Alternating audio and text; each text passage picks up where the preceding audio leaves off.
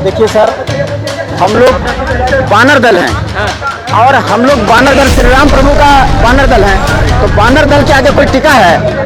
आरक्षण जो है ना आर्थिक आधार पर मिलना चाहिए। जो गरीब है जाति के आधार पर आरक्षण मिलना जो लेना देना बंद करे सरकार, नाटक बंद करे, ये नहीं चलेगा। देश को अगर तरक्की में ले जाना है, अमेरिका बनाना है, लंदन बनाना है, जापान बनाना है, तो आपको घोड़ा को बांध करके पैर में रस्सी और गधा को आप दौड़ाओगे ना, कभी नहीं देश आगे बढ़ेगा। इसलिए अगर आप जो है आरक्षण खत्म करोगे, अगर आरक्षण खत्म नहीं करना रखो, लेकिन आर्थिक आधार पर जो गरीब है, जो 2 वक्त का जिसके पास रोटी नहीं है, वो बिलख रहा है, कोई भी जात का हो, हाँ, तो उसको आप आरक्षण दीजिए, कोई दिक्कत नहीं। चाय की दुकान पे जाके चाय पीता हूँ तो क्या मैं उससे जात पूछता हूँ? नहीं पूछता ना। मैं सब्जी वाले के पास जाके मैं सब्जी लेता हूँ, क्या मैं उसकी जात पूछता हूँ? पैसा देता हूँ, मैं सामान लेता हूँ। तब यूजीसी लाकर आप क्यों बांट रहे हैं? आप बताइए। अगर आप लोग ऐसे ही काले कानून लाकर अगर आप लोग पारित करते रहेंगे। नमस्कार दोस्तों, मेरा नाम नीतीश कुमार है। एक बार फिर से आपका इनके रियल फैक्ट चैनल में स्वागत करते हैं। अभी आपने देखा होगा पिछली बार जो है सीजेपी का प्रोटेस्ट हुआ था और कहीं ना कहीं स्टूडेंट को लेकर के जो है प्रोटेस्ट हुआ था। इस बार जो है फिर से 1 और 21 तारीख को जो है प्रोटेस्ट होने वाला है। रिजर्वेशन हटाओ आंदोलन जो है फिर से एक बार आपने सोशल मीडिया पर देखा होगा और कहीं ना कहीं जो है काफ़ी सारे युवा और काफ़ी सारे जो लोग हैं इन सब चीज़ों में बढ़ चढ़ करके हिस्सा ले रहे हैं। क्या सोशल मीडिया पे जो ये आंदोलन जो स्टार्ट करा गया है, क्या ये ज़मीनी स्तर पर दिखेगा या नहीं दिखेगा? और यहाँ पे हम जनता से जानने की कोशिश करेंगे आखिर इन सब चीज़ों को लेकर के ये क्या कहना चाहते हैं। तो आइए सीधा हम चलते हैं। सर पहले तो आप जो है एक बार अपना हमारे दर्शकों को नाम बता दीजिएगा। मेरा नाम सतीश राय है, मैं यूपी आजमगढ़ से आता हूँ। अच्छा, एक मेरे को बात बताइएगा, रिजर्वेशन हटाओ आंदोलन जो है आपने देखा होगा सोशल मीडिया पे बहुत चल रहा है। क्या लगता है कि वो जैन जी जो स्टूडेंट के लिए इतना जंतर मंतर पर आया और अब इन सब आंदोलन के लिए वो जैन जी बाहर निकलेगा? देखिए, इसके पहले जो 2-4 दिन पहले जो जंतर मंतर पे धरना प्रदर्शन हुआ था स्टूडेंटों का जो हुआ था, देखिए वहाँ तो स्टूडेंट थे ही नहीं। वहाँ तो हमारे देश के प्रधानमंत्री मोदी जी को गाली दी गई और शब्द बातों का प्रयोग किया गया। ये ठीक नहीं है, मैं इसकी कड़ी निंदा आपकी चैनल पे करता हूँ। वहाँ तो लोग कैसे कैसे पोशाक पहन के घूम रहे थे, उस पर कहना भी मुझे बोलने में शर्म आ रही है आपकी माइक पर, ठीक है। वहाँ तो स्टूडेंट थे ही नहीं, वो तो स्टूडेंट का प्रोटेस्ट था ही नहीं जंतर मंतर पे। अच्छा सर, एक चीज मेरे को बताइएगा। अभी देखिए, मैं ये सवाल इसलिए कर रहा हूँ, रिजर्वेशन हटाओ आंदोलन, क्या लगता है कि रिजर्वेशन वाकई हटना चाहिए या इसमें जो है खामियों के तौर पे या मान लीजिए कोई गरीब व्यक्ति है उसके बेसिस पे उनको मिलना चाहिए? आपने जो आरक्षण दिया 75 साल तक आपने जातिगत आधार पे आपने आरक्षण दिया। जिसको आरक्षण मिलना चाहिए उसको आरक्षण नहीं मिला। वो आरक्षण से पहले भी वंचित था, वो आज भी वंचित है। अगर यही आरक्षण जातिगत आधार पे न देकर अगर आर्थिक स्थिति के आधार पे अगर दिया गया होता तो आज हमारे देश में गरीबी नहीं होती। मैं फिर इसका कारण क्या है? आप कह रहे हैं गरीबी नहीं होती। अब एक बात बताइएगा, आप कह रहे हैं गरीबी नहीं होती, हम भी मानते कि चलिए नहीं होती, लेकिन इसकी वजह तो ये देखा जाता है ना कि जो लोग क्या बोलते हैं उसका लाभ ले रहे हैं वो आज भी गरीबी रेखा में नीचे आते हैं। सवाल है वही तो मैं बार बार आपके चैनल में पत्रकार महोदय मैं कह रहा हूँ कि आरक्षण जो है आर्थिक स्थिति के आधार पे होना चाहिए, क्योंकि गरीब हर कास्ट में है। जब ये आरक्षण आर्थिक स्थिति के आधार पे जब लागू किया जाएगा जिसका फायदा एक गरीब आदमी को होगा, और गरीब हर कास्ट में, मैं सबकी बात कर रहा हूँ, तभी तो फायदा होगा ना। जो आपने आरक्षण दिया आपने जात को दिया ना, आपने गरीब को कहाँ दिया? अब एक चीज बताइए, अब सवाल है कि आरक्षण खत्म होना चाहिए कि नहीं होना चाहिए। देखिए, जो पार्टी कहेगी कि मैं आरक्षण खत्म कर दूंगा वो पार्टी खत्म हो जाएगी। इसलिए आरक्षण जो है आर्थिक स्थिति के आधार पे होना चाहिए, क्योंकि गरीब हर कास्ट में है। अगर ये आरक्षण आर्थिक स्थिति के आधार पे अगर लागू किया जाएगा जिसका फायदा एक गरीब आदमी को होगा, एक गरीब आदमी को भी उभरने का एक मौका मिलेगा। और दूसरी चीज, आरक्षण के दम पे अगर किसी के घर में अगर एक भी सरकारी नौकरी मिल गई है तो उनका आरक्षण बाइकआउट होना चाहिए, एकदम बाइकआउट होना चाहिए, बाइकआउट होना चाहिए। लेकिन सर मेरे को एक बात और बताइएगा, अभी आपने देखा यूजीसी पे थोड़ा सा मैं अलग लेके चलता हूँ इस डिबेट को। यूजीसी को लेकर के काफ़ी सारे जो लोग थे वो कहीं ना कहीं रोल बैक की मांग कर रहे हैं कि इसको वापसी लिया जाए, और गवर्नमेंट सरकार जो है कहीं ना कहीं थोड़ा बहुत बैकफुट पे नज़र आती हुई भी दिख रही है, लेकिन उसका प्रभाव उस तरीके से नहीं पड़ रहा। क्या कारण लगता है आपको? पत्रकार महोदय, मैं क्लियर आपको कर देता हूँ। अभी आपने देखा 3 उपचुनाव हुए हैं, सोनों की एकता आप देख लीजिए। मध्य प्रदेश वाली दतिया वाली सीट भारतीय जनता पार्टी हार गई, बिहार में बांकेपुर वाली सीट हार गई। दोनों जगह समर्थ समाज ने भारतीय जनता पार्टी को वोट नहीं दिया। जो 30 साल का गढ़ था बिहार में बांकेपुर वाली सीट, प्रशांत किशोर जी ने उस किला को ध्वस्त कर दिया। ये है समर्थ समाज की एकता। तो कहीं न कहीं समर्थ समाज की नाराजगी है। एक चीज बताइए, नाराजगी क्यों नहीं रहेगी? देखो हमारे लिए, समर्थ समाज के लिए देखिए, एक तो हम SC/ST एक्ट से परेशान हैं, हम SC/ST एक्ट से उभर नहीं पा रहे हैं, तब तक लाके आरक्षण भी कहीं न कहीं हमारे लिए घातक है। हम 90% लेके धक्के खा रहे हैं। -40 पर मोदी जी डॉक्टर बना रहे हैं। -40, बहुत दुख की बात है। ठीक है, अब बताइए अगर आखिर आपकी क्या मजबूरियां हैं? -40 पर आप डॉक्टर क्यों बना रहे हैं? आप 90% वाले को डॉक्टर क्यों नहीं बना रहे हैं भाई? एक तरफ आप कहते हैं कि हम भारत को विश्व गुरु बनाएंगे, भारत जो है अखंड भारत बनेगा। भारत विश्व गुरु कैसे बनेगा? भारत अखंड भारत कैसे बनेगा? आप तुलना अमेरिका से करते हैं, आप तुलना अमेरिका, जापान, इजराइल और चीन से आप करते हैं।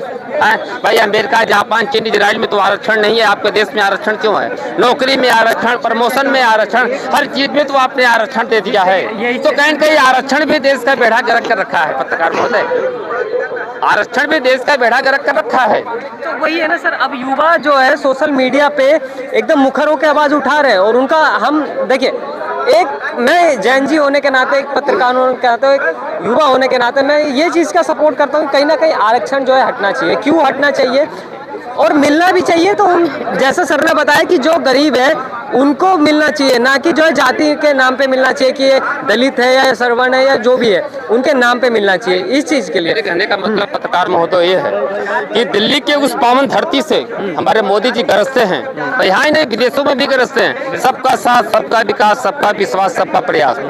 यूपी की उस पावन धरती से हमारे योगी जी गरजते हैं, बटोगे तो कटोगे, और जहाँ जहाँ बटे हो वहीं वहीं कटे भी हो। तो अगर एक तरफ आप कहते हो कि सबका साथ, सबका विकास, तो आप UGC क्यों लाए? मेरा सवाल मोदी जी से भी है। आप UGC एक ऐसे काले कानून को लाने की आपको जरूरत क्यों पड़ी, जब कहीं मांग नहीं है, कहीं भेदभाव नहीं है? पत्रकार महोदय, मैं चाय की दुकान पे जाके चाय पीता हूँ, तो क्या मैं उससे जात पूछता हूँ? नहीं पूछता ना। मैं सब्जी वाले के पास जाके मैं सब्जी लेता हूँ, क्या मैं उसकी जात पूछता हूँ?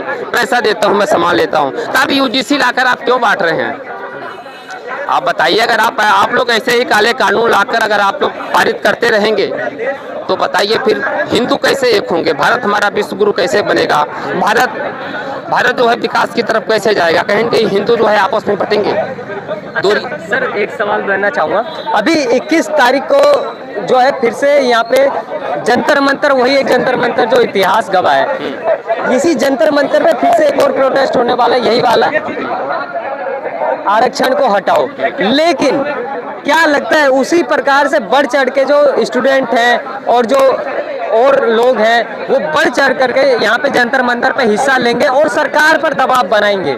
एकदम माना जाए। जितने भी समर्थ समाज है मैं उनसे भी कहना चाहता हूँ, जो हमारे स्टूडेंट हैं मैं उनसे भी कहना चाहता हूँ, मैं सारे सनातनियों से भी कहना चाहता हूँ, मैं OBC समाज, मैं दलित समाज से भी कहना चाहता हूँ कि आप लोग UGC ऐसे एक ऐसे काले कानून का आप लोग दब के विरोध करिए और जंतर मंतर पे जो हमारा प्रोटेस्ट होने वाला है आप लोग चढ़ बढ़ के हिस्सा लीजिए। चलिए, बहुत बढ़िया सर, अच्छा लगा बातचीत करके। पाजी, पहले तो आप जो है अपने दर्शकों को नाम बताइए एक बार। इंद्रदेव सिंह। इंद्रदेव सिंह। और देखिए, पंजाबी हैं और सबसे मेन बात पता है क्या है कि अभी 21 तारीख को जो प्रोटेस्ट होने वाला है उसी चीज को लेकर मैं इनसे सवाल करना चाहूंगा। सर क्या लगता है आरक्षण रिजर्वेशन जो है ये जैन जी हटा पाएगा? देखिए सर, हम लोग बानर दल हैं और हम लोग बानर दल श्री राम प्रभु का बानर दल हैं, तो बानर दल के आगे कोई टिका है? आरक्षण जो है ना आर्थिक आधार पर मिलना चाहिए। जो गरीब है जाति के आधार पर आरक्षण मिलना, जो लेना देना बंद करे सरकार, नाटक बंद करे, ये नहीं चलेगा। देश को अगर तरक्की में ले जाना है, अमेरिका बनाना है, लंदन बनाना है, जापान बनाना है, तो आपको घोड़ा को बांध करके पैर में रस्सी और गधा को आप दौड़ाओगे ना, कभी नहीं देश आगे बढ़ेगा। इसलिए अगर आप जो है आरक्षण खत्म करोगे, अगर आरक्षण खत्म नहीं करना रखो, लेकिन आर्थिक आधार पर जो गरीब है, जो 2 वक्त का जिसके पास रोटी नहीं है, वो बिलख रहा है, कोई भी जात का हो, हाँ, तो उसको आप आरक्षण दीजिए, कोई दिक्कत नहीं। सर आप कह रहे हैं कि आरक्षण क्या बोलते हैं जाति पे नहीं, उसके आर्थिक आधार पे मिलना चाहिए। आपको पता है अगर वो आरक्षण ऐसे मिल गया ना तो वो वोट बैंक चला जाएगा हाथ से। Vote bank? अरे भाई, उसी के लिए तो आप वोट बैंक कैसे कर रहे हो? आप अच्छा काम करोगे तो आपको वोट मिलेगा ही मिलेगा। आप ये वोट बैंक का नाटक मत करो, देश और बर्दाश्त नहीं करेगा, चाहे कोई भी पार्टी हो। भैया जो आरक्षण खत्म करेगा, आरक्षण अगर नहीं खत्म करना मत खत्म करिए, आर्थिक आधार पर दीजिए। हमें आर्थिक आधार पर आरक्षण चाहिए भैया। जो 2 वक्त का रोटी नहीं है जिसके पास, उसको आप आरक्षण दीजिए, उसको नौकरी की जरूरत है। जो अच्छा कमा खा रहा है, जिसके पास में 4-4 फार्म है, अंगूर का बाग है, 4-4 मॉल है, बड़ा बड़ा दुकान है, उसका बड़ा बड़ा होटल है, उसको आप आरक्षण दीजिएगा। वो भी रो रहा है कि हम तो दलित हैं, हम गरीब हैं, ST SC हैं, ये हैं तो वो है, ये सब नहीं चलेगा। जो सवाल रहेगा मेरा आपसे, देखिए मैं वही सवाल कर रहा हूँ जो अभी पहले घुमा के एक व्यक्ति ने किया था आपसे, क्योंकि ये चीज़ प्रैक्टिकल है। आपने देखा होगा कई सारे जो मतलब जो ऊंचे कास्ट के लोग थे, जैसे पंडित हो गए और भी तमाम लोग हो गए, तो वो उनका दलितों का ये कहना है कि हम पे जो इतना अत्याचार करा गया था, तो हमें आरक्षण जो है क्यों नहीं मिलना चाहिए। आप एक बात बताइए, आज भी हम गरीब हैं, आपको आरक्षण मिलना चाहिए। ST SC OBC इनको भी आरक्षण मिलना चाहिए, दीजिए। लेकिन गरीब जो है उनको, जो अमीर हैं, 4-4 बागान है, 4-4 होटल है, और ये जो आप पहले बोले ना कि पानी नहीं पीने दिया गया, हम अत्याचार किया, ये राजनीतिक स्टंट है, ये गुमराह किया जा रहा है देश को। ये सब कुछ भी नहीं है, ये झूठ बात है, ये हाँ झूठ बात है। बहुत सारे तथाकथित लोग आकर के झूठ फैलाए, यहाँ गुमराह किया यहाँ का आवाम को, और ये लोग जो है जागरूक हैं। ऐसे जो पहले कभी कुछ था, हुआ भी होगा, गलती हुआ भी होगा, तो उसके लिए कोई दिक्कत नहीं है। हम आज का बात करेंगे, पास्ट की बात नहीं करेंगे। हाँ, हम लोग को पास्ट नहीं चाहिए, आज प्रेजेंट में क्या चल रहा है देश में, हम उस हिसाब से बात करेंगे। हम सभी जो है जातिगत वर्ण व्यवस्था जो था, आप रहिए, कोई दिक्कत नहीं है। ST SC OBC सबको मिलेगा आरक्षण, लेकिन जो गरीब है, जिसके पास 2 वक्त का रोटी नहीं है, उसको सबसे पहले, अगर ST SC है और गरीब है, 2 वक्त का रोटी नहीं है, हम सबसे पहले कहते हैं उसको सबसे पहले आरक्षण दो जी। अच्छा सर, एक बात बताएगा, मैं 21 तारीख पे आना चाहूँगा दोबारा से। अब 21 तारीख को जो होने वाला है, क्या प्लान रहना चाहिए उन युवाओं का, उन जेनजियों का, कि ये आरक्षण जो है एकदम सफलतापूर्वक, जैसे आपने देखा होगा कि CJP की प्रोटेस्ट में गाली दिया गया, मोदी जी को गाली दिया गया, उनके फैमिली को गाली दिया गया, और भी तमाम ऐसे लोग थे जिन्होंने बहुत अभद्र टिप्पणियाँ करी हैं, तो यही इनके सामने भी एक बहुत बड़ा मिसाल खड़ा होता है कि ये किस तरीके से उस प्रदर्शन को मैनेज करेंगे अगर इतनी भीड़ आती है तो। देखिए, ऐसे लोगों को पहचान लिया गया है। मोदी जी लाल किला से अनाउंस करके बोल दिए हैं कि ये दिमागी नक्सली हैं, इनको चिन्हित कर लिया गया है, इनको समय आने पर आइसोलेट भी किया जाएगा हमारे राष्ट्रवादी भाइयों द्वारा। तो ये बात जान लीजिए, आज जो है नरेंद्र मोदी जी चिन्हित कर लिए, बता दिए कि जो ये आदमी जो पहचान लो इनका क्रियाकलाप से, इनका हाव भाव से, इनका गाली देने का जो बदतमीजी से, तो ये लोग यहाँ मिल जाएंगे आपको।